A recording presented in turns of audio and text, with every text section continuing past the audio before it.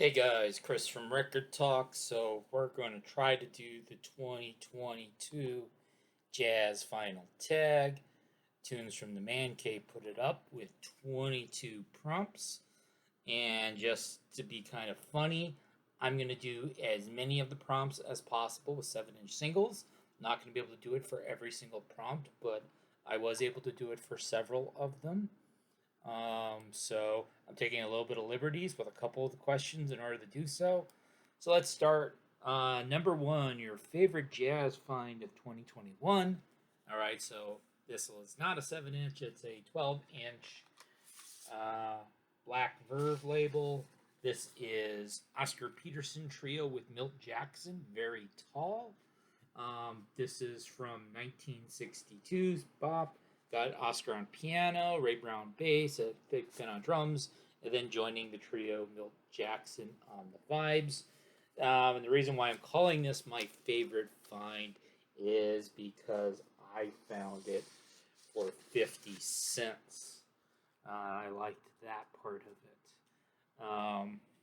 it. Not my favorite album of the year, but the best value for money, definitely. Question number two, your favorite reissue released in 2021. I'm going to go with Katanga by Curtis Amy and Dupree Bolton. This was a reissue on Tone Poet, so it cost slightly more than 50 cents. 1963 hard bop. These guys never really got their due. Curtis Amy on tenor sax, Dupree Bolton on trumpet. Dupree's career and life were unfortunately very much derailed by repeated incarceration for his drug habit. So, favorite new jazz release of 2021. That's our third prompt. So I'm going to go with Natural Information Society with Evan Parker. This is a double album on the Aramite label. So Natural Information Society is Josh Abrams on the Jimbri, sort of this bass-like instrument. Harmonium by Lisa Alvarado, drums by Mikkel Avery, soprano sax by the guest Evan Parker, bass clarinet by Jason Stein. So a very unique mix of instrumentation here. 4 sides, improv. A lot of it's pretty drony, pretty avant-garde, but it's pretty cool. Now let's get into some singles. Number 4, a saxophone-led jazz session. So we're going to go with Ornette Coleman. And so this is a single from called Una Muy Bonita on the Atlantic label. I picked this up for $1. It's from 1960, free jazz off his album from that year. It's part 2 on the other side. So you've got Ornette on alto sax, Charlie Hayden on bass, Don Cherry trumpet, Billy Higgins drums. So that's kind of unusual, I feel, to have an Ornette Coleman on a 45 of all things. A trumpet-led jazz session. So Hugh Masekela, Grazing in the Grass from 1968. He kind of considered it to be a throwaway song, although it was his biggest hit outside of his native South Africa. Sort of jazzy, sort of funky. It's an instrumental. Of course, Hugh was in the U.S. He'd been exiled in the early 60s due to apartheid. A guitar-led jazz session. So I've got stuff in the wrong order here. Here we go. This is the one where I'm taking huge liberties, and I'm going to explain what the hell I'm doing here. So this is Swa with Arroyo. You may notice this is on the SST record label. You're saying, what the hell are you doing? This is the jazz tag, not the punk tab. This is from 1987, and it is described by Discogs as jazz punk. I'll be honest, it's not that jazzy. You can go complain to Discogs about that. I'm going to show an album later on to answer another question that would be a much better answer to this. You could also question if it's guitar-led. The song is 6 minutes long and pretty wanky, so that's kind of jazz fusion-y. So Sylvia Juncosa, she plays guitar on this. I think this was the only album the only SWA album that she appeared on. Chuck Dukowski, kind of an SST mainstay, was the bass player. Merrill Ward on vocals, Greg Cameron on drums. It's probably really more a bass-led session in that nomenclature, and a bass is a kind of guitar. All right, let's go completely the opposite from a wonky mid 80s SST records that I'm pretending is jazz. My piano led jazz session, we're going to go with Stan Kenton Portrait on Standards. This two 7-inch EP from 1954 on the Capitol label. And so you got the slots to put in your two 7-inch records.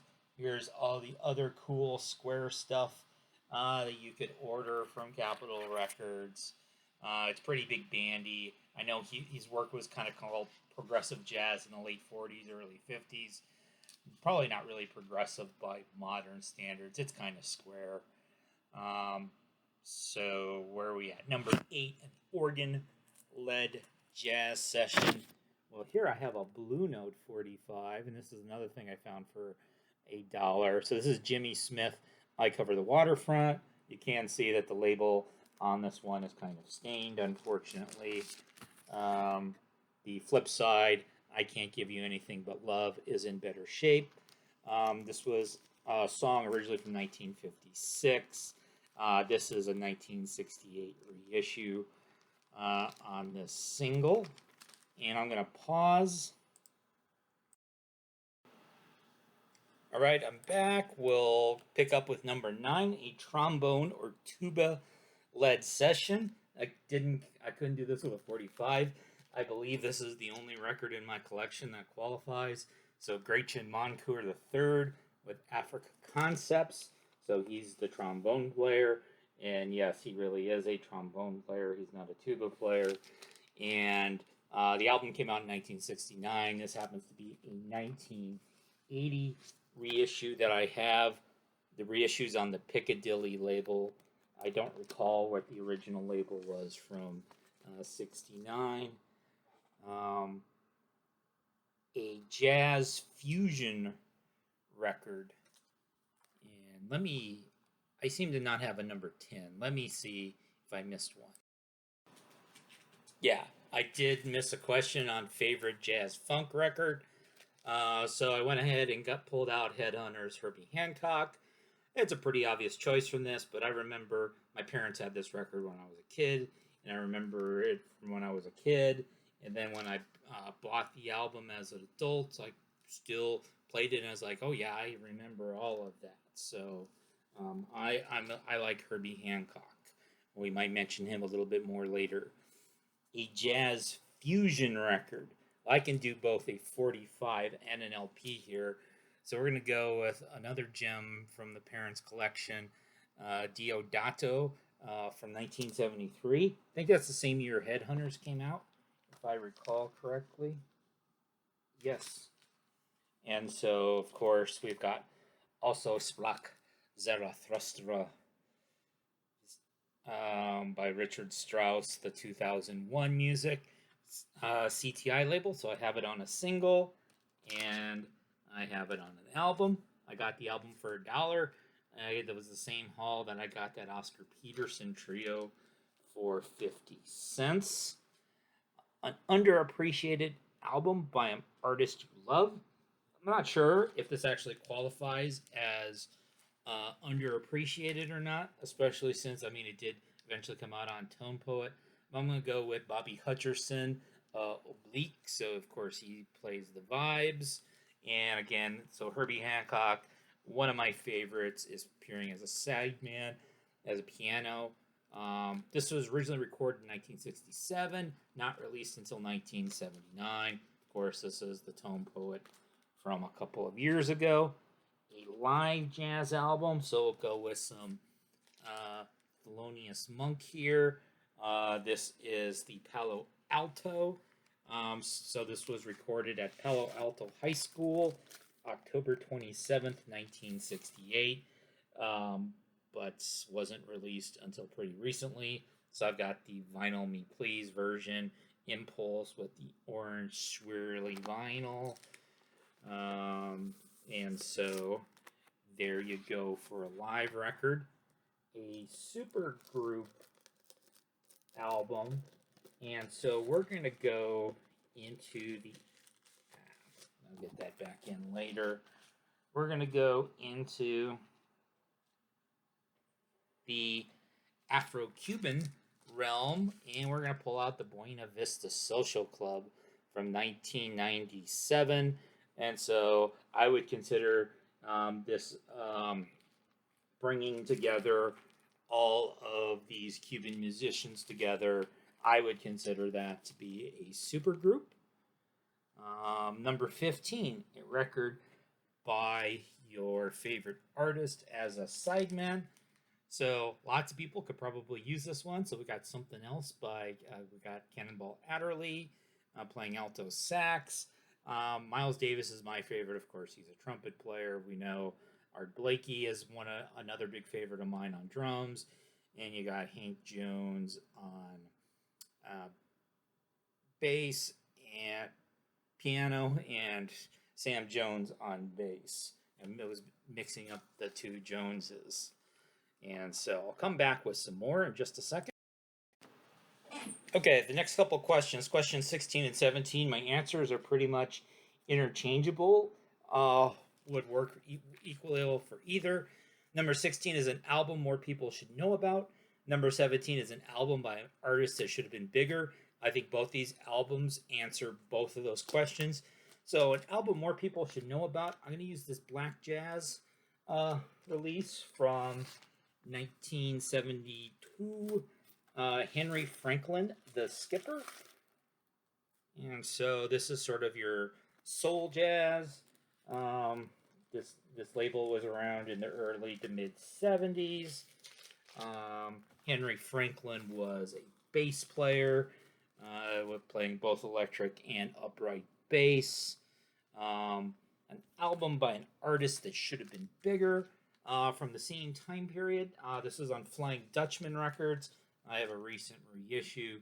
So this is 1971's The Sunshine Man by Harold Alexander. And so Alexander, he played, doesn't he just look like the cool cat there? And so, okay, you can see he's holding a flute. He also plays soprano sax. You've got bass and congas and electric piano, and Pretty Purdy playing drums. And apparently this guy, a few years later, kind of became disenchanted with the music industry and left and never came back. So would have been nice if he had stuck around, because I think he definitely had more to give. A vocal jazz album. Well, I'm going to show a single again. And so we're going to show you some Louie Armstrong. So we got the Decca label. This is a single from 1952. I Laughed at Love on one side and Takes Two to Tango on the other side. And then this and some other singles were put on an album that came out in 1955 called Satchmo Sings. I don't have that LP, so I can't show it to you. An album that not many people talk about, but you love. So this is something that I don't see the jazz VC people talking about this, because this isn't cool enough. Benny Goodman, the famous 1938 Carnegie Hall Jazz Concert. This was, I have a 1956 reissue, so it's on vinyl rather than 78. It's a 6i Columbia. We all love 6i Columbias. It's fun to say. And so you've got various other stars of the era: Count Basie, Harry James, Gene Krupa, Lionel Hampton, so on and so forth. I'm kind of a sucker for this, because when I was in junior high band, I played clarinet.